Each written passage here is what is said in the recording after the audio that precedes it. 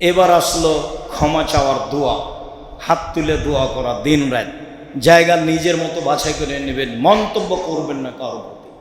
কি করলো ভালো, কি করলো মন্দ, এই মন্তব্য নাই। আবু হুরায়রা রাদিয়াল্লাহু তাআলা আনহু বলেন, রাসূল সাল্লাল্লাহু আলাইহি ওয়াসাল্লাম বলেছেন, খায়রু দুআ দুআ ইয়া আরাফা ও খায়রু মা কুলতু আনা ও খায়রু মা কালা আল আমবিয়া মিন কাবলি। সবচেয়ে উত্তম দোয়া হচ্ছে আরাফার মাঠের দোয়া। সবচেয়ে উত্তম দোয়া যেটা আমি বলেছি, সবচেয়ে উত্তম দোয়া যেটা আমার পূর্বে সব নবী বলেছেন, লা ইলাহা ইল্লাল্লাহু ওয়াহদাহু লা শারীকা লাহু লাহুল মুলকু ওয়া লাহুল হামদু ওয়া হুয়া আলা কুল্লি শাইইন কাদির। এটাই দোয়া যেটা আপনার জানা আছে। এটাই নবী বলেছেন, এটাই ইব্রাহিম আলাইহিস সালাম বলেছেন, এটাই আদম আলাইহিস সালাম বলেছেন, এটাই আরাফার মাঠে সবচেয়ে উত্তম দোয়া। আর লাব্বাইক আছেই, লাব্বাইক আল্লাহুম্মা লাব্বাইক লাব্বাইক লা শারীকা লাক লাব্বাইক ইন্নাল হামদা ওয়া নি'মাতা লাক ওয়াল মুলক লা শারীকা লাক। আপনি আমার দিনী ভাই, আপনি আমার দিনী বোন, হোটেলের সমস্যা যেন আপনার লাব্বাইক বন্ধ করতে না পারে। বউ হারিয়ে গেছে, পাওয়া যাবে একদিন, চিন্তা করবেন, লাব্বাইক বন্ধ করা যাবে। স্বামী হারিয়ে গেছে, পাওয়া যাবে 2 ঘন্টা 1 ঘন্টা 2 দিন পরে। হারাবে এ কথাই ঠিক, পাওয়া যাবে এ কথা ঠিক, এটাই বেশি সম্ভাবনা। লাভবাহিক যেন আপনার বন্ধ না হয় কোনো পরিস্থিতির কারণে, এটাই হচ্ছে হজের প্রতীক। রাসূল সাল্লাল্লাহু আলাইহি সাল্লাম বলছেন, মা কাব্বারা মুকাব্বিরুন ইল্লা আবাতি শামসু বিজুনুবিহি। মানুষ যখন তাকবীর পাঠ করে তালবিয়া, তখন তালবিয়ার শেষে সূর্য ডুবলে সব পাপ মুছে যায়। রাসূল সাল্লাল্লাহু আলাইহি সাল্লাম বলছেন, মা কাব্বারা মুকাব্বিরুন ইল্লা লাহুল জান্নাহ। যখন কেউ তালবিয়া পাঠ করে তখন তার জন্য জান্নাত ঘোষণা হয়। রাসূল সাল্লাল্লাহু আলাইহি সাল্লাম বলেন, মা মিন মুলাব্বিন ইলাব্বি ইল্লা লাব্বা মানান ইয়ামিনিহি শিমালিহি। যখন মানুষ তালবিয়া পাঠ করে তখন মাটি, বাড়ি, পদার্থ, জড় পদার্থ, জীব জন্তু সব তার সাথে তালবিয়া পাঠ করে, করতে করতে করতে করতে তার তালবিয়ার সাথে সারা পৃথিবী অংশগ্রহণ করে। এ কথা আমি বলিনি, এ কথা মুহাম্মদ সাল্লাল্লাহু আলাইহি ওয়াসাল্লাম বলেছেন। মুখ বন্ধ করে থাকবেন না পরিস্থিতিতে, মুখখান চুপটি করে থাকবেন না পরিস্থিতিতে। খাবার আছে কিনা এ বিবেচনার সুযোগ নেই, টয়লেটে পানি উঠেছে না এ বিবেচনার সুযোগ নেই, বউ হারিয়ে গেছে ভাবতে হবে এ বিবেচনার সুযোগ নেই। মুখে সব সময় চলবে লাব্বাইক আল্লাহুম্মা লাব্বাইক লাব্বাইক লা শারীকা লাক লাব্বাইক ইন্নাল হামদা ওয়া নি'মাতা লাক ওয়াল মুলক লা শারীকা লাক লা ইলাহা ইল্লাল্লাহু ওয়াহদাহু লা শারীকা লাহু লাহুল মুলকু ওয়া লাহুল হামদু ওয়া হুয়া আলা কুল্লি শাইইন কাদির। হাত তুলে দোয়া করবেন। মাঝে মধ্যে হাত ক্লান্ত হয়ে গেলে আবার সূর্য ডুবা পর্যন্ত। দিন যত যাবে ক্ষমার গতি তত বেশি হবে, দিন যত যাবে ক্ষমার গতি তত বেশি হবে। আবু হুরায়রা রাদিয়াল্লাহু তাআলা আনহু বলেন, ইয়ানজিলু রাব্বুনা তাআলা ইলা সামাই দুনিয়া। যখন আপনি আরাফার মাঠে দাঁড়ান তখন আল্লাহ প্রথম আকাশে নেমে আসেন। নেমে এসে জিবরাইল মিকাইলকে বলেন, উনজুর ইলা ইবাদি, দেখো ফেরেশতারা আমার দাস দাসীকে দেখো। কি বলে তারা? শোষণ গোবরা, এলোমেলো চুলে ধুলাবালি মেখে আরাফার মাঠে কি বলে তারা? এলোমেলো চুলে ধুলাবালি মেখে, কাদ গাফারতু লাহুম, আমি তাদের ক্ষমা করে দিলাম। আদাদা কাতরি সামায়ে, আকাশের মেঘের ফোঁটা সমপরিমাণ পাপ হলেও ক্ষমা করে দিলাম। বালুর স্তূপে যত কণা বালু আছে সমস্ত পরিমাণ পাপ হলে আমি ক্ষমা করে দিলাম। জিবরাইল মিকাইল শোনো, এ আমার দাস দাসী কি বলে তারা? এলোমেলো চুলে ধুলাবালি মেখে যা বলে সেটাই গ্রহণ করলাম, আমি তাদের ক্ষমা করে দিলাম। হোক না তাদের পাপ মেঘের বৃষ্টির সমান, হোক না তাদের পাপ, হোক না তাদের পাপ বালু কণার সমান, আমি সব ক্ষমা করে দিলাম। মা মিন ইয়াউমিন আকসারা মিন ইতাকাল্লাহু মিনান নারে আবদান মিনান নারে। আরাফার মাঠে যত মানুষ ক্ষমা পায় পৃথিবীতে আর কোনোদিন মানুষ তত ক্ষমা পায় না।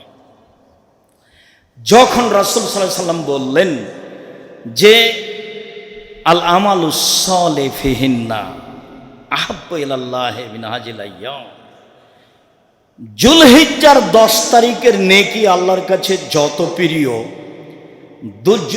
আর কোনো নেকি আল্লাহর কাছে তত প্রিয় নয়। জুলহিজ্জার 10 তারিখ পর্যন্ত নেকি আল্লাহর কাছে যত প্রিয়, পৃথিবীর আর কোনো নেকি আল্লাহর কাছে তত প্রিয় নয়। তখন বিদ্বানগণ বললেন, রামাজানের শেষের দশকের চেয়েও কি জুলহিজ্জার প্রথম 10 বেশি উত্তম? তখন আল্লাহ রসুল বললেন, হ্যাঁ। জিহাদের চেয়েও? হ্যাঁ। কেন? রমজান মাসের শেষ দশকে একটা কাজ আছে, সেটা হলো লাইলাতুল কদর। আর জুলহিজ্জার শেষ দশকে 3টা কাজ আছে। 1 কুরবানি, 2 হজ, 3 আরাফা, ব্যতিক্রম দিন আরাফা। সম্মানিত দিনী ভাই বোন, আমি আপাতত হজের আলোচনা থেকে ফিরে আসলাম। যা বাকি থাকছে তা সময়ের গতিতে আপনার সাথে হবে। জুলহিজ্জার 1 থেকে নিয়ে 10 পর্যন্ত 2-একটি কথা আপনার সাথে জরুরিভাবে বলি, যেটা আপনার নাগালের ভিতরে। জুলহিজ্জার 1 তারিখ থেকে 10 তারিখ বা 13 তারিখ পর্যন্ত আপনার 1 নম্বর কাজ, 1 থেকে নিয়ে 9 পর্যন্ত এক টানা সিয়াম থাকতে হবে। আবারও বুঝেন, এই ছেলে ঘুমাচ্ছ কেন? সম্মানিত দিনী ভাই বোন, জুলহিজ্জার 1 থেকে নিয়ে 9 পর্যন্ত এক টানা সিয়াম। জুলহিজ্জার 10 তারিখ পর্যন্ত সবচেয়ে উত্তম নেকি আল্লাহর কাছে, সবচেয়ে প্রিয় নেকি আল্লাহর কাছে। কি করতে পারি তাহলে? মনে থাকবে কি? 1, সবচেয়ে প্রিয় ইবাদত আল্লাহর কাছে। কি ইবাদত? আবার বলি, আল্লাহর কাছে সবচেয়ে প্রিয় ইবাদত কোন 10 দিনের? জুলহিজ্জার 1 থেকে 10 পর্যন্ত এই 10 দিনের। তো কি ইবাদত? তাতে আমরা 1 নম্বরে কি বললাম? সিয়াম 1 থেকে 9 পর্যন্ত।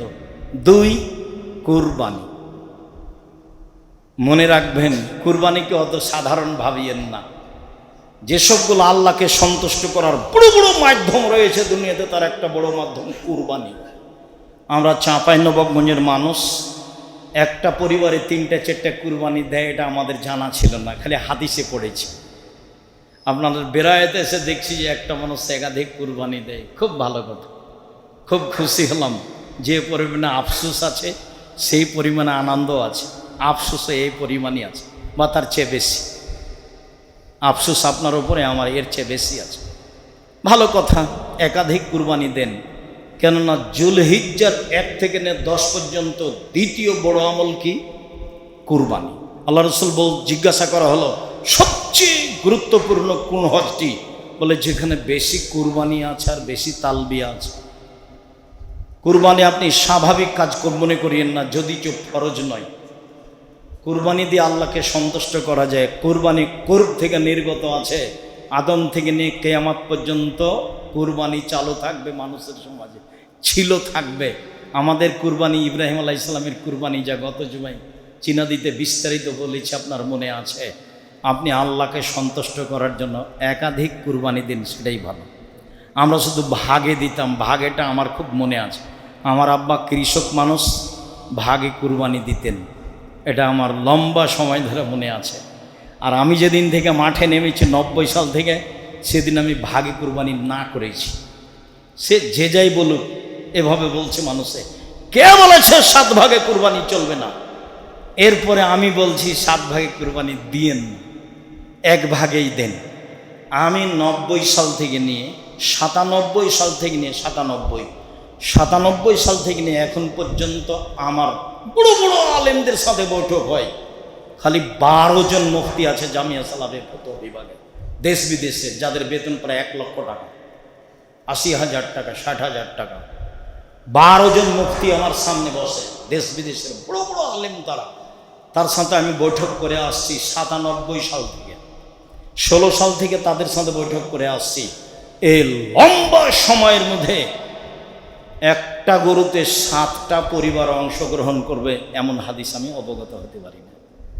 7 পরিবার আর 7 জন এক নয়, 7 পরিবার আর 7 জন এক নয়। মাওলানা আব্দুল্লাহিল কাফি আল কোরাইশি রাহিমাহুল্লাহ বলেছেন, 1960 সালে মারা গেছে। নাম শুনেছেন কি না? আমরা তাদের আবাদ করার জায়গায় আবাদ করি, নিজে কিছু করতে পারিনি। মাওলানা আব্দুল্লাহিল কাফি আল কোরাইশি রাহিমাহুল্লাহ তার ফতোয়া মাসাইল বই লিখেছেন, একটা গরুতে 7টা পরিবার অংশগ্রহণ করবে এমন হাদিস আমি আব্দুল্লাহিল কাফি আল কোরাইশি জানি না। তার তদন্ত, আর আমি আমার তদন্ত বলছি। অতএব একটা পরিবারে অন্তত একটা কোরবানি করেন, এটা আপনার যুলহিজ্জা মাসের দ্বিতীয় বড় কাজ। শতাধিক করেন, ভালো কথা। 10টা 50টা করেন, ভালো কথা, অনেক নেকির কাজ। তৃতীয়, দান। মানে রমজানের চেয়ে বেশি উত্তম এই 10 দিন। কি করবেন এই 10 দিনে? 4, তাসবিহ, সুবহানাল্লাহ সুবহানাল্লাহি ওয়া বিহামদিহি সুবহানাল্লাহিল আযীম, লা ইলাহা ইল্লাল্লাহু ওয়াহদাহু লা শারীকা লাহু লাহুল মুলকু ওয়া লাহুল হামদু ওয়া হুয়া আলা কুল্লি শাইইন কাদির। 5, ইস্তিগফার, আস্তাগফিরুল্লাহ ওয়া আতুবু ইলাইহি, আস্তাগফিরুল্লাহ আল্লাযী লা ইলাহা ইল্লা হুয়াল হাইয়ুল কাইয়্যুম। আশা যে বুঝতে পেরেছেন আমরা 10 দিনে কি করব। 1 থেকে 9 পর্যন্ত সিয়াম থাকব। 1, 2, বেশি বেশি কুরবানি করব। 3, বেশি বেশি দান খেরাত করব। 4, বেশি বেশি তাসবিহ পাঠ করব। 5, জিকির আজকার করব। আশা যে বুঝতে পেরেছেন। আফসোস, আমরা যে মসজিদে সালাত আদায় করি আমাদের গ্রামে, দেবীনগর, চাঁপাইনবাবগঞ্জ, রাজশাহী, 100 বছর থেকে আছে অনুমান, তার চেয়ে বেশি হবে। আমাদের যেটা মাদ্রাসা, দেবীনগর মাদ্রাসা, আমাদের পাশের গ্রামে, তার বয়স 250 বছর। 250 বছর। আমার আব্বা চাষি মানুষ, মাদ্রাসাতে 3 বিঘা জমি দেওয়ার, এসব জায়গাতে আমি জমি দিতে দেখেছি আমার আব্বাকে, এবং ঈদগাহ মাঠে আমার আব্বাকে জমি দিতে দেখেছি। কিন্তু মসজিদের নামে আমার আব্বাকে আমি কোনোদিন জমি দিতে দেখিনি। 100 বছর আমাদের মসজিদটার বয়স, আর আমার বয়স চলছে 60, প্রায় পার হতে চলেছে। তাতে আমি এই মসজিদে আমাদের 1 শতক জমি আছে তা আমার জানা নাই। 1 শতক জমি আমাদের মসজিদে আছে তা আমার জানা নাই। কিন্তু আমাদের মাদ্রাসাতে অনেক জমি আছে। এখানে মসজিদের নামে জমি আছে কিন্তু মাদ্রাসা নাই। এ যাবৎ একটা মাদ্রাসা হয়েছিল, সেটা আলিয়া হয়ে গেছে। এর জবাব আপনাদের কাছে কি আছে? আজ থেকে নিয়ে 12 বছর আগে আমি মোশাররফকে চাপ দিয়ে বলেছিলাম যে ওখানে মাদ্রাসা না করে বেতগাড়াই করি, ব্যবস্থা করেন। সফল হতে পারেনি। 1 জন চাইলে 10 জন চায় না। আর এত শক্ত কথা গ্রহণই করে বাক্যে। এত শক্ত কথা গ্রহণ করাও তো খুব কঠিন। ঈদের মাঠে বক্তব্য দেওয়ার পর তো 1 শ্রেণীর মানুষ খেপে উঠল। সেটা আমার দিনের মতো মনে আছে। কথা আমাকে ফেরত নিতে হবে না, আপনাকেই ফেরত নিতে হবে। আমি তো জেনে শুনে এসে বলছি, এমনি বলে। সম্মানিত দিনী ভাই বোন, মসজিদের নামে এত জমি মাদ্রাসার নামে নাই কেন? কি জবাব তার আপনার কাছে?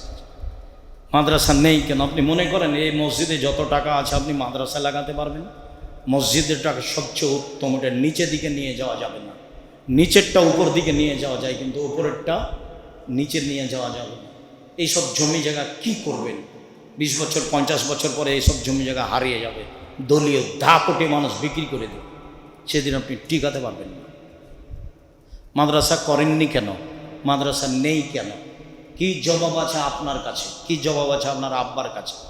যারা চলে গেছে তাদের কাছে কি জবাব ছিল? ভুল হিসাব। আমি তো মনে করি বিরায়ত আহলে হাদিস হিসেবে সবচেয়ে ঐতিহ্যবাহী গ্রাম সারা বাংলাদেশ আমি তলিয়ে দেখেছি, তাতে সবচেয়ে গুরুত্বপূর্ণ ঐতিহ্যপূর্ণ জায়গা হলো বেরায়েত। তারাই সঙ্গবদ্ধ, একসাথে সব মসজিদে আজান হয়, বেশ খাওয়া দাওয়া বেশ ভালোই হয়, সব কিছু নিয়মকানুন, একসাথে ঈদের মাঠ হয়, ভালোই আছে। এর চেয়ে পরেরটা বলা যেতে পারে টাঙ্গাইল, কিছু হয়নি, খালি মসজিদ। তাই মসজিদের গর্বের কোনো শেষ নেই। এক পর্যায়ে কিছু বলা হলে মনটা খারাপ করেছিল, তখন আমি বলছি মন খারাপ করছেন কেন? মসজিদের গর্ব কিসের? জামিয়া সালাফে রাজশাহীতে মসজিদ আছে 100 বিঘা, 90% জমির উপরে, 4 তলা, 90% জমির উপরে রাজশাহীতে মসজিদ আছে। 50 বিঘা জমির উপরে মাদ্রাসা, 2200 ছেলে আছে, 1000 মেয়ে আছে, 700 মক্তব চলে জামিয়া সালাফে। 700 জামিয়া সালাফে 5000 ছেলে মেয়ে পড়াশোনা করে, 519 জন ইয়াতিম আছে, 700 মক্তব আছে, 16 থেকে 20,000 পত্রিকা আছে, ক্ষুদ্র ঋণের ব্যবস্থা আছে, অনলাইন আল ইতেসাম টিভি আছে, আল কিশলাই পত্রিকা আছে, আরবি পত্রিকা আছে। দিনের খিদমতের জন্য সবসময় প্রস্তুত আছি। বাংলাদেশের যে কোনো জায়গায় দুর্ঘটনা ঘটলে 10 টাকা নিয়ে উপস্থিত হব, সেখানে আলহামদুলিল্লাহ ইনশাআল্লাহ তার ব্যবস্থা আছে। 10 টাকা নিয়ে, 10 পয়সা নিয়ে সেখানে উপস্থিত তার ব্যবস্থা আছে। তার নাম জামিয়া সালাফিয়া। এই জন্য আপনাকে আমি বলি, জামিয়া সালাফিয়াকে ভালোবাসেন, করার চেষ্টা করেন, পয়সাপাতি জমা করে একটা জায়গা ঠিক করেন। আমি আপনার সাথে আছি, আমাকে টাকা পয়সা দিতে হবে না। জামিয়া সালাফের কাছে আমি ঋণী নই। আমার আব্বার জমি জায়গা আছে, সেটা আমার সম্পদ।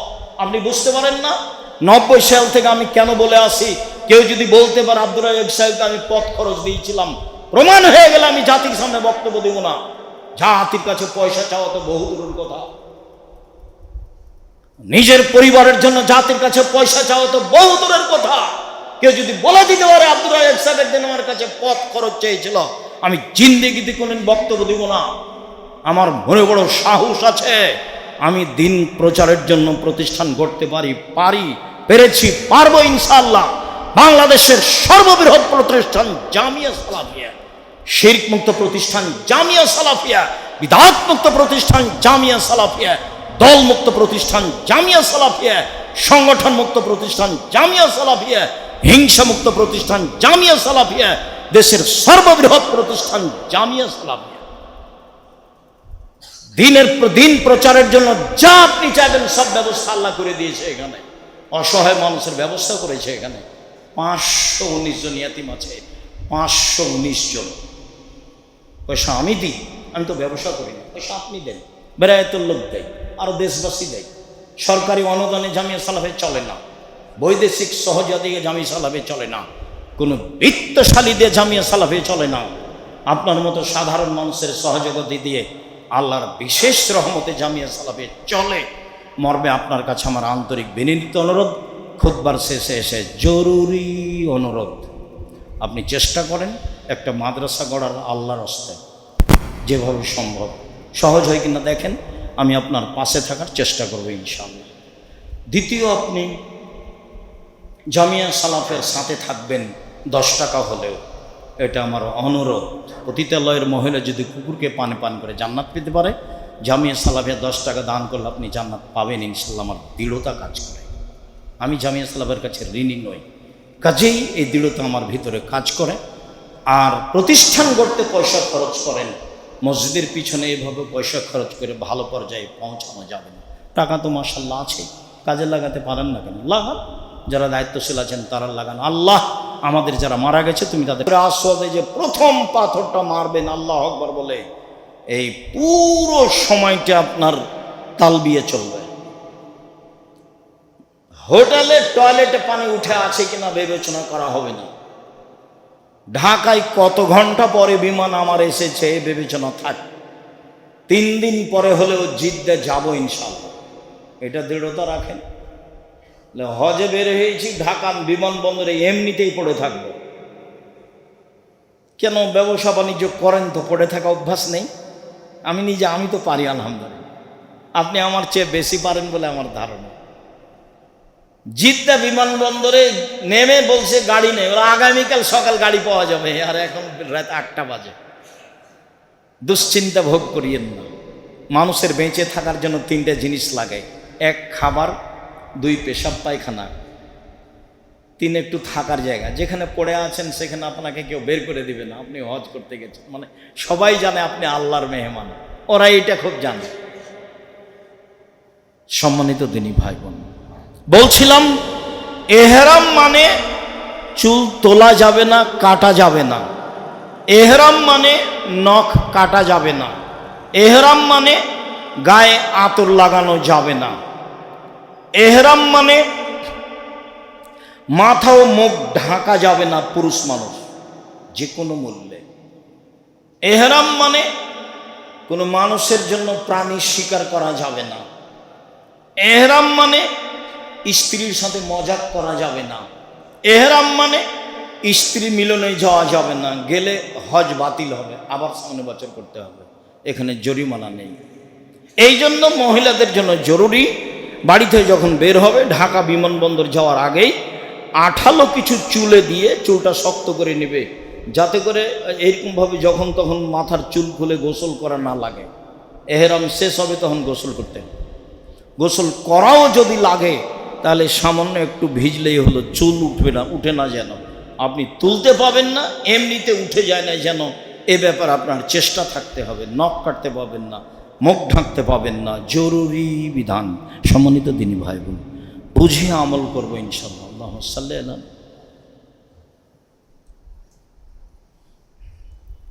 আলহামদুলিল্লাহ ওয়াহদা ওয়াসসালাতু ওয়াসসালামু আলা মান লা নাবিয়্যা বাদা। হজের রুকুন: 1 এহরাম বাঁধা, 2 আরাফার মাঠে অবস্থান করা, 3 তওয়াফ করা, 4 সাই করা। এই 4টা হচ্ছে হজের রুকুন। হজের 8টি ওয়াজিব জরুরি বিধান, যা না করলে কাফফারা দিতে হবে। 1 নির্ধারিত স্থানে এহরাম বাঁধতে হবে। লোকটাকে আমি বললাম ঢাকা হাজি ক্যাম্পে, আপনি এহরাম বাঁধাচ্ছেন কেন, এভাবে এখানে লাব্বাইক বলাচ্ছেন কেন? তো বলছে যে ঘুমের ঘরে যদি পার হয়ে যায়, ঘুমের ঘরে যদি পার হয়ে যায়। আরে ঘুমের ঘরে পার হয়ে গেলে তার ব্যবস্থা আছে, জরিমানা দিতে হবে। এখানে এহরাম বাঁধার যে অপরাধ, তার সমাধান কি বলেন দেখি? আল্লাহ নবী বললেন যে এলামলাম, আপনি বলছেন ঢাকা হাজি ক্যাম্পে চলবে। আমি বলছি এটার প্রমাণ কি? তখন আমাকে বলছে বাড়ি থেকে এহরাম বাঁধলে চলবে। বলে ধর্মই কি আপনার বাবার? বাড়ি থেকে এহরাম বাঁধলে চলবে মানে? কে বললো এই কথা? বলছে এহরাম এই জন্য বাঁধতে হবে যে ঘুমের ঘরে পার হয়ে যায়, এলামলাম যদি পার হয়ে যায়, এলামলাম যদি ঘুমের ঘরে পার হয়ে যায়, তারও বিধান আছে, সেটা হলো জরিমানা। জরিমানা দিতে হবে, একটা দম দিতে হবে। কিন্তু ঢাকায় হাজি ক্যাম্পে এহরাম বাঁধলে যে ভুল হবে তার জরিমানা কি? ও কি উত্তর দিবে? ও কি জানে? যারা সহযোগিতা করছে তারাই বা কি জানে? পীর দিয়ে ধর্ম চলে না, বুজুর্গানের দিন দিয়ে ধর্ম চলে না। যেই ধর্মে 1 গিলাস পানি পান করলে 5টা বিধান লাগে, যেই ধর্মে পেশাব পায়খানা করতে বসলে 10টা বিধান লাগে। খালি পেশাব পায়খানা করতে বসলে 10টা বিধান লাগে, অবাক হবেন আপনি। সেই ধর্ম বুজুর্গানের দিন দিয়ে চলে, পীর দিয়ে চলে, মাযহাব দিয়ে চলে? অসম্ভব। একজন মানুষ দিয়ে চলে, যার নাম মুহাম্মদ সাল্লাল্লাহু আলাইহি সাল্লাম। তো এহরাম নির্ধারিত স্থানে বেঁধে হারামে চলে গেলাম। হারামে গিয়ে হোটেলে উঠে স্বাভাবিক মতো থাকেন। এরপরে শরীরে যখন একটু ফুর্তি গতি ভালো এসেছে, গোসল টোসল করার পরে হুড়মুড় করে যাবেন না। হারামে গিয়ে প্রথম কাজ হলো তওয়াফ। প্রথমে গিয়ে যেই দিকে হাজরা আসওয়াদ আছে, কালো পাথর, সেই দিকে ডান দিকে 1 2 3 4 তলা পর্যন্ত সবুজ বাতি দেওয়া আছে। বাম দিকে দেখলেই হাজরা আসওয়াদ। সেখান থেকে কথা শুরু হচ্ছে। এখন জরুরি কথা, আল্লাহু আকবার বলে তওয়াফ শুরু হবে। আসলে চুমা দিয়ে তওয়াফ শুরু হবে। চুমা যদি মুখে দেওয়া না যায়, তাহলে লাঠি কালো পাথরে ঠেকিয়ে লাঠিকে চুমা দিতে হবে, বা হাত কালো পাথরে লাগিয়ে হাতে চুমা দিতে হবে। যখন নিজেও চুমা দিতে পারলাম না, হাত লাগিয়ে হাতেও চুমা দিতে পারলাম না, যখন লাঠি লাগিয়ে লাঠিতেও চুমা দিতে পারলাম না, তখন কি হবে? তখন শুধু প্রথমবারে হাজের আসওয়াদের দিকে মুখ করে বিসমিল্লাহ আল্লাহু আকবার দিয়ে শুরু হলো। প্রথমবার বিসমিল্লাহ, বাকি আর বিসমিল্লাহ নয়, শুধু আল্লাহু আকবার। এইবার মুখে হাত নিয়ে আসা হবে না। কেন? যদি পাথরে চুমা দিতাম ভালো, যদি হাত লাগাতাম হাতে চুমা দিতাম ভালো, যদি লাঠি লাগাতে পারতাম তাহলে লাঠিতে চুমা দিতাম ভালো। যেহেতু একটাও হয়নি, এখন আর হাতে চুমা দেওয়া যাবে না। 2 হাত তো বহু দূরের কথা, শতবার তো আল্লাহু আকবার বহু দূরের কথা। আপনি গেলে দেখেছেন কি যে করছে মহিলা পুরুষ, আল্লাহ মানে সবাই দুর্বল। আমার বুঝে শতকরা 95 জন মানুষের হজ হয় না। হয় সে মুশরিক, না হয় সে বেদাতি। হয় সে মুশরিক, না হয় সে বেদাতি। আর শতকরা 99 জন মুআল্লিম ভালো নয়। বা 1999 জন মুআল্লিম ভালো না, তার লক্ষ্য উদ্দেশ্য ভালো না। দুই একজন নাই সে কথা বলছি না, আছে। আল্লাহু আকবার বলে তওব শুরু হলো। তওব। আব্দুল্লাহ ইবনে উমর বলেন, রাসূল সাল্লাল্লাহু আলাইহি ওয়াসাল্লাম বলেছেন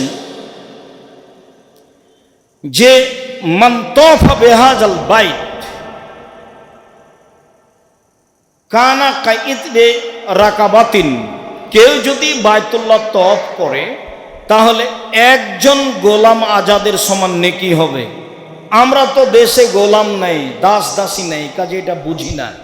বুখারী মুসলিমের হাদিসে এসেছে একজন দাসকে আমি স্বাধীন করে দিলাম, মানে ওকে যেমন আমি স্বাধীন করে দিলাম, তার হাত, তার পা, তার চোখ, তার সব কিছু, গোটা শরীর, তেমনি আল্লাহ আমাকে জাহান্নাম থেকে মুক্ত করে দিলেন। আমি ওটা করলাম তা আল্লাহ এটা করলেন, বুখারী মুসলিম। আমি ওটা করলাম তা আল্লাহ এটা করলেন। সব বুখারী মুসলিমের হাদিসে এসেছে তার হাতের বিনিময়ে হাত, পায়ের বিনিময়ে পা, চোখের বিনিময়ে পা, চোখ, নামতে নামতে আল্লাহ রাসূল বলছেন তার লজ্জা স্থানের বিনিময়ে লজ্জা স্থানকে আমি জাহান্নাম থেকে মুক্ত ঘোষণা দিয়ে দিলাম। মানে গোলাম আজাদ অনেক নেকির কাজ। জুবাইর ইবনে মুতঈম রাদিয়াল্লাহু তাআলা আনহু বলেন, রাসূল সাল্লাল্লাহু আলাইহি সাল্লাম বলেন, ইয়া আব্দে মানাফ, কুরাইশ বংশের লোকেরা শোনো, এই পৃথিবীর মানুষ, কুরাইশ বংশের লোককে আমি বলে যাচ্ছি, লা তামনু আহাদান তাফা বিহাযাল বাইত ওয়া সাল্লা আয়াতা সাতিন শামিন লাইলিন ওয়া নাহারিন। 24 ঘন্টা তওয়াফ চলবে, কুরাইশ বংশের লোক কাউকে বাধা দিতে পাবে না। মানে মসজিদের দেখাশোনা কুরাইশ বংশ করে, কালো করছে না, আজও করছে, চিরদিন করবে, যদিও এখন টেন্ডার হয়। কুরাইশ বংশের লোকেরা শোনো, 24 ঘন্টা সালাত চলবে কাবা ঘরে, কেউ বাধা দিতে পাবে না। 24 ঘন্টা তওয়াফ চলবে কাবা ঘরে, কেউ বাধা দিতে পাবে না। সম্মানিত দিনী ভাই বোন, মসজিদে নববীতে 2 রাকাত সালাত আদায় করলে 1000 গুণ বেশি নেকি হয়, এ কথা ঠিক। কাবা ঘরে 2 রাকাত সালাত আদায় করলে পৃথিবীর অন্য মসজিদের চেয়ে 1 লক্ষ গুণ বেশি নেকি হয়, এ কথাই ঠিক। তবে 1 লক্ষ গুণের হাদিসে একটু ত্রুটি আছে, আর যেগুলো হাদিস 1 লক্ষের বেশি সেগুলো সব ঠিক। একাধিক হাদিস 1 লক্ষের বেশি। কাবা ঘরে 2 রাকাত সালাত আদায় করলে সারা পৃথিবীর যে কোনো মসজিদ থেকে কত বেশি হবে? 1 লক্ষ গুণের বেশি। 1 লক্ষ গুণের বেশি। 1 লক্ষ গুণের বেশি। সম্মানিত দিনী ভাই বোন, উবাইদ ইবনে উমাইর বলেন, ইজাহিমা আব্দুল্লাহ ইবনে উমর আলাল হাজর আল আসওয়াদ ও রুকনাল ইয়ামানি জিহামান লাইজাহুমা আলাইহি মা রাআইতু আহাদান মিন আসহাবি রাসূলিল্লাহি সাল্লাল্লাহু আলাইহি ওয়াসাল্লাম আলাইহি। আব্দুল্লাহ ইবনে উমরকে আমি এই হাজরা আসওয়াদে আর রুকনে ইয়ামানিতে খুব ভিড় করতে দেখেছি, আমি অন্য কোনো সাহাবীকে এরকম দেখিনি। তখন আব্দুল্লাহ ইবনে উমর বলছেন, শুনুন, ইনাফাল জালেকা, আমি আব্দুল্লাহ ইবনে উমর যদি ভিড় করে হাজরা আসওয়াদে চুমা দিই, যদি ভিড় করে আমি রুকনে ইয়ামানিতে হাত লাগাই, আমি আল্লাহ রাসূলকে বলতে শুনেছি, আল্লাহ রাসূল বলছেন, ইন্না মাসসামা কাফারাতুল লিল খাতায়া, তওয়াফের সময় যদি এই দুটো স্পর্শ করে তাহলে মানুষের সব পাপ মুছে গেছে। তওয়াফের সময় যদি এই দুটো স্পর্শ করে তাহলে সব পাপ মুছে গেছে। 2, যদি গুণে 7 বার তওয়াফ করে তাহলে গোলাম আজাদের নেকি হবে। 3, লায়াজাও কাদামালা এর ফোকরা, যতবার পা নামাবে 10টা পাপ মিটে যাবে, 10টা নেকি লিখা হবে। যতবার পা উঠাবে 10টা পাপ মিটে যাবে, 10টা নেকি লিখা হবে। মনে রাখবেন, হজ উমরাতে গিয়ে তওয়াফের চেয়ে আর কোনো বেশি নেকির কাজ নেই। কোরআন মাজিদ যদি পড়েন, কাবা ঘরে হেলাল লাগিয়ে পড়লে অক্ষরে 10 নেকি, আর জঙ্গলে পড়লে অক্ষরে 10 নেকি। মানুষ সবাই কোরআন মাজিদ পড়ছে তওয়াফ বাদ দিয়ে, তা আমরা আর কি করি? আমি তো বলতেই আছি, হজ সফরে গিয়ে, উমরাতে গিয়ে সবচেয়ে বেশি নেকির কাজ কি? তো এর চেয়ে বেশি নেকির কাজ হারামে নেই। যেভাবে সম্ভব, যতবার সম্ভব। সম্মানিত দিনী ভাই বোন, রাসূল সাল্লাল্লাহু আলাইহি সাল্লাম এ কথাই বললেন।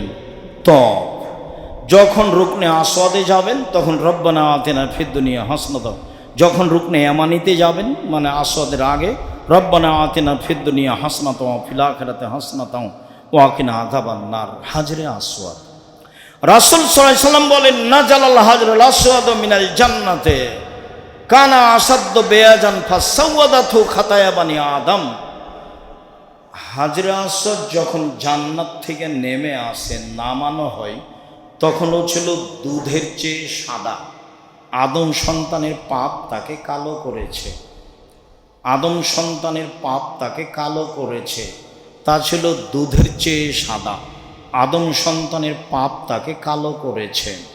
রাসূল সাল্লাল্লাহু আলাইহি সাল্লাম বলেন ইনজিলুল্লাহু তাআলাল হাজরাল আসওয়াদ ইয়াউমাল কিয়ামা, বিচারের মাঠে কালো পাথরকে আল্লাহ বিচারের মাঠে নিয়ে আসবেন। ওয়ালাহু আইনান ইয়াবসুরু বিহিমা, কালো পাথরের দুটি চক্ষু থাকবে, মানুষকে দেখতে পাবে। ওয়ালাহু লিসানুন ইয়ানতিকু বিহি, কালো পাথরের একটা জিহ্বা থাকবে, মানুষের সাথে কথা বলবে। ইয়াসাদু আলা মান ইসতালাহু বিহাক্কিন, ওর পক্ষে কথা বলবে যে বৈধ পয়সা দিয়ে হজ করেছে, তার পক্ষে কথা বলবে। বিচারের মাঠে চারটে জিনিস আপনার পক্ষে কথা বলবে। এক, কালো পাথর। দুই, সিয়াম, রোজা, সিয়াম। তিন, কোরআন। চার, আঙ্গুলে তাসবি, ভুলেও কখনো তাসবি দানা তাসবি গণনা করবেন। হজ সফরে গিয়ে সবাই যদি তাসবি দানাই করে, আপনি করবেন না।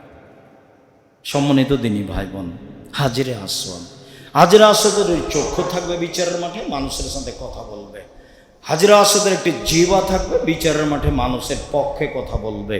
যা রাসূল সাল্লাল্লাহু আলাইহি সাল্লাম বলেন জুলহিজ্জার 8 তারিখে হজ শুরু হবে। সসা স্থান থেকে 8 তারিখে হজ শুরু হবে। মিনা মাঠে যাবে সকালে, রাতে নিয়ে যাবে হাজিরা। আপনি মিনা মাঠে সকালে যাবেন, যেখানে আছেন সেখানে ফজরের সালাত আদায় করে যাবেন। রাত্রি 12টার সময় আমাকে বলছে আব্দুর রাজ্জাক এসে, আপনি কি যাবেন? জি না, ফজরের সালাত আদায় করে যাব। রাত 3টার সময় বলছে আব্দুর রাজ্জাক সাহেব, আপনি কি যাবেন? কেউ থাকবে না, আপনি কিন্তু একাই, কিভাবে যাবেন? যে দেখা যাক কি হয়, ফজরের সালাত আদায় করেই যাব। ফজরের সালাত আদায় করে একটু তাসবিহ তাহলিল করছি, হঠাৎ করে দরজায় ধাক্কা দিচ্ছে। কে? দেখি দরজা খুলে যারা রাতে ডাকাডাকি করছিল তারাই, দুইজন। কি ব্যাপার? আমি বিপদে পড়ছি, আবার আপনারাও? আল্লাহ ভরসা, চিন্তা করবেন না। এখন ওদের দুইজন সহ আমি 3 জন হয়ে গেলাম। চলো দেখি কি করা যায়। রাস্তায় নামি, রাস্তায় নামতে পিছন দিকটা এটা দৌড়িয়ে এক লোক এসে বলছে, হুজুর আপনি এখানে কেন? মিনা মাঠে যেতে হবে, যে চলুন রেখা আসি। ভালো, আলহামদুলিল্লাহ, চলো রেখা আসো। অথচ আমার জানা নাই। তবে আমি শক্ত, আমি বলেছি পায়ে হেঁটে মিনা মাঠে যাব, রাতে যাব। বহু কাজ আছে আমার এরকম, যাতে আমি বলেছি পায়ে হেঁটে মদিনা থেকে এতে যাব রিয়াদ, 1100 কিলোমিটার পর পায়ে হেঁটে যাব। চিন্তা করবেন না, ইনশাল্লাহ আগামীকালকে আমি প্রোগ্রাম ধরব রিয়াদে। যারা সহযোগিতা করছে তারা চাচ্ছে যেন আমি প্রোগ্রামটা মিস করি। তখন আমি বলছি যে দেখো, আমি পায়ে হেঁটে যাব রিয়াদ, 1100 কিলোমিটার পথ, ইনশাল্লাহ প্রোগ্রাম আমি করবো ইনশাল্লাহ। তো পাশে একটা লোক দাঁড়িয়ে আছে, এই ছেলে গাড়ি ঠিক করো। ও যদি 2000 রিয়াল চায়, তুমি 4000 রিয়াল বলবো, ও যা চাইবে তার চেয়ে বেশি। পাশে আর একটা লোক দাঁড়িয়ে বলছে, হুজুর কি ব্যাপার? বলে রিয়াদ যেতে হবে, তো গাড়ি লাগবে? হ্যাঁ গাড়ি লাগবে। বলেন কি? 1-2 এর ব্যাপার। দেখেন কিভাবে রেডি হচ্ছে। এবার রিয়াদ পৌঁছে রাতে আমি টাকা দিতে চাচ্ছি, তখন বলছে না, টাকা আমাকে দিয়েছে। সম্মানিত দিনী ভাই বোন, রাসূলের নীতির উপরে অটল থাকেন, সমস্যা হবে না। মিনায় গিয়ে জোহরের সালাত সসময়ে কসর, আসরের সালাত সসময়ে কসর, মাগরিবের সালাত সসময়ে কসর নেই, এশার সালাত সসময়ে কসর, ফজরের সালাত আদায় করে মিনা ত্যাগ করতে হবে। আপনাকে রাতে নিয়ে যাবে। এরকম পরিবেশ আমার সাথে ঘটে না। আমি বলেছি আমি তো পায়ে হেঁটে যাবো, আপনাকে তো জিম্মেদারি নিতে বলিনি। বাস আপনার সাথে এসেছি এ পর্যন্তই। আর আপনি কি খিদমত করলেন এটা আমি কিছু পরামর্শ দিলে ঢাকায় গিয়ে নেমে পরামর্শ দেবে, এখন নয়। আপনার কোনো কর্ম নিয়ে আমি আব্দুর রাজ্জাক বিন ইউসুফ আলোচনা করব না, এটা আমি না করে দিয়েছি নিজেকে। খাবার দিলেও কিছু নাই, না খাবার দিলেও কিছু নাই। ও আমাকে জায়গায় দিতে পারেনি আরাফার মাঠে, তো না জানি কত অপমান হয়েছে, চিন্তা করবেন না। এই নিয়ে আমার মাথা ব্যথা নেই। হজ কঠিন কাজ, এ কথাই ঠিক। রাতে নিয়ে যাবে, ফজরের সালাত আদায় করে মিনা থেকে আরাফার মাঠে যাবেন। আরাফার মাঠে কোনো ইবাদত নেই, শুধু ওইটাই চলছে, লাব্বাইক লাব্বাইক আল্লাহুম্মা লাব্বাইক লাব্বাইক লা শারিকা লাক লাব্বাইক ইন্নাল হামদা ওয়া নি'মাতা লাক ওয়াল মুলক লা শারিকা লাক। ওই যে হোটেলে ফজরের পরে লাব্বাইক শুরু হয়েছে, চলতেই থাকবে। মিনাই সারা দিন সারা রাত, আরাফার মাঠে সারা দিন চলতে থাকবে। তবে জোহর আসর একসাথে সালাত আদায় করতে হবে। জোহর 2 আসর 2 একসাথে, জোহরের টাইমে জোহর 2 আসর 2। বক্তব্য আগেই হবে। হাজারে শতকরা 95 জন মানুষ জোহর আসর একসাথে পড়ে না এবং কসর পড়ে না। আমার অনুমান তারা প্রায়ই বেদাতি মানুষ, প্রায়ই মুশরিক মানুষ। তারা জোহরের টাইমে জোহর 4 রাকাত, আসরের টাইমে আসর 4 রাকাত পড়ে। এটা রাসূলের সুন্নাত নয়। জোহরের টাইমে জোহর 2 রাকাত, আসরের টাইমে আসর 2 রাকাত। কসরই পড়তে হবে, আপনি পড়তে বাধ্য। যারা মক্কা থেকে হজ করতে এসেছে তাকেও কসর পড়তে হবে। চাঁপাই নবগঞ্জের ভাষা তো আপনি তো কসর পড়বেনই, আপনার বাপকে পড়তে হবে। তার নাম আরাফা। আরাফার মাঠে কসর পড়তে হবে, জোহর 2 রাকাত, আসর 2 রাকাত। যারা কাবা ঘর, যারা মিনা মাঠের পাশে বসবাস করে, তার বাড়ি, তার বাপের বাড়ি, তার 14 গোষ্ঠী বাড়ি, হাজার হাজার বছর থেকে মিনার পাশে তার বাড়ি, ও হজ করতে এসেছে, তাকেও কসর করতে হবে। সম্মানিত দিনী ভাই বোন, এরপরে জোহর আসর শুরু হয়ে শেষ হয়ে গেলে